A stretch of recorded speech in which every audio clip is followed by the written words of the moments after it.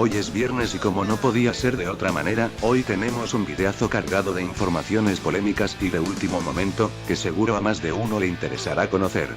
Por un lado, vamos a comentar en detalle todos los fichajes que fueron anunciados por Olimpia, que en los últimos días sacudió las redes oficializando contrataciones de renombre.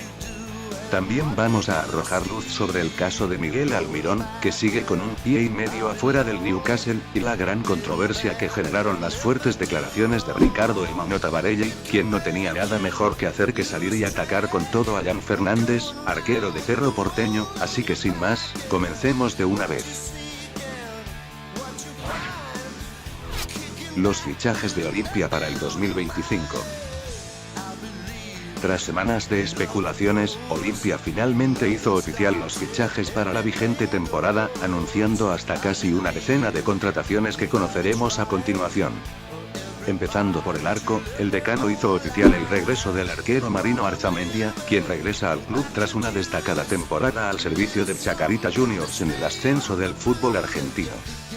En zona defensiva, Olimpia trajo hasta un jugador por puesto y los fichajes son el lateral derecho Matías Arroyo de 18 años, proveniente de Tacuarí, el lateral izquierdo Abel Paredes de 27 años proveniente de Ameliano, y los centrales argentinos Alejandro Maciel de 27 años, y Lisandro López de 35, siendo el exfutbolista de Boca Juniors el refuerzo más destacado de la zaga central. En el mediocampo el único refuerzo es Javier Domínguez, centrocampista de 24 años que la pasada temporada militó en el Club 2 de Mayo de Pedro Juan Caballero, donde se destacó como capitán y figura. En zona ofensiva, el demonio Antonio Varello e Iván Leguizamón son los extremos que fichó Olimpia en este mercado de pases, mientras que la contratación más rimbombante sin dudas es la de Darío Benedetto, quien llega al Olimpia como una fuerte apuesta para el campeonato local y la Copa Libertadores.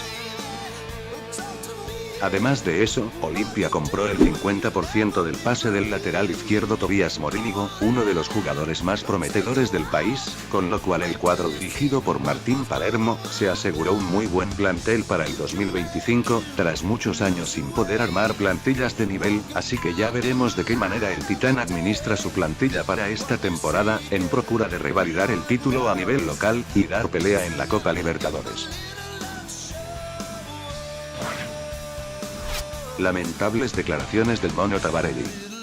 Uno que no tenía nada mejor que hacer es el exportero del Olimpia, Ricardo El Moño Tabarelli, quien de la nada salió a criticar duramente a Jan Fernández, todavía arquero de Cerro Porteño.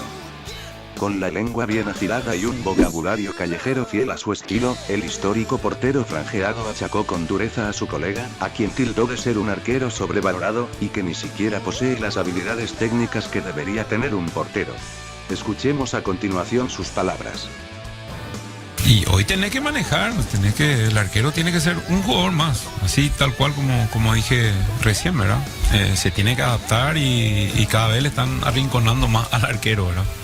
Con la pelota, con la velocidad de ella y obviamente que el arquero es el que está mucho más, o sea, es más limitado técnicamente que el resto de lo que componen el equipo, ¿verdad? Pero sí, claro, se tuvo que adaptar. Ter Stegen, por ejemplo, que maneja con las dos piernas, un caso, y bueno, y los otros grandes arqueros se tuvieron que ayornar a eso y es parte, ¿verdad? ¿Qué diferencia hay entre Olveira y Jan? Y Gatito. Muchísima. No, entre Olveira y Jan, muchísima. Yo creo que Jan es un arquero sobrevalorado. Y por vos especialmente. Vos hablás cuando hablas de él. No sé, como si fuera... Qué fuerte será. Vos, Arturo, siempre... Jan. ¿Qué hizo Jan? ¿Qué es lo que te pasa? ¿Qué hizo Jan? Te pregunto. ¿Para hacerme la contra? No, para debatir. O tenemos que estar pues yo te suelo escuchar y hablas muy bien de Jan. Jan se algún partido. Jan, el ídolo, sí. A mí muy buen arquero. Encargate con ellos. Yo creo que se empalagan más con Olveira que con Jan. Acá hay mucho más empalago. ¿En qué sentido? Y yo veo todos los partidos, ¿no? Hay veces que el jugador está frente al arco y patea directamente donde está el arquero. Y escucha, tapadón de Olveira. Un tapadón si le pegó al arquero. Y pues está bien ubicado. Y sí, pues le pegó al arquero. Yo no digo que no sea buen arquero, para mí es un muy buen arquero. No, el 70% del campeonato yo creo que 90. En Olimpia el 90. No quise ser tan... Pero Jan tuvo momentos buenos en Cerro. Almeida, por ejemplo, leía el partido. Sí. O sea, tenía una lectura de juego, entonces no necesitaba tirarse mucho porque leía el juego. Yo creo que Olveira encaja más o menos en ese estilo, ¿verdad? Y sabe leer, se anticipa. Lo veo menos salidor que antes de Olveira, eso sí me llamó la atención. Sí, sí. Salía mucho más. Y Jan es más disruptivo, ¿entendés? Entonces vende más eso. Él es más explosivo, más show. Sobrevalorado a mi entender. Ahora que ya escuchamos las declaraciones de Tabarelli, quisiera puntualizar un par de cosas para aquellos más jóvenes que quizás no lo vieron jugar al ex arquero del Olimpia, quien en su día era conocido por ser un gran payaso dentro y fuera de la cancha, un gran provocador e incitador a la violencia, y sobre todas las cosas, un arquero normalito y muy sobrevalorado por la prensa local, irónicamente el mismo adjetivo que utiliza ahora para referirse al arquero de Cerro Porteño.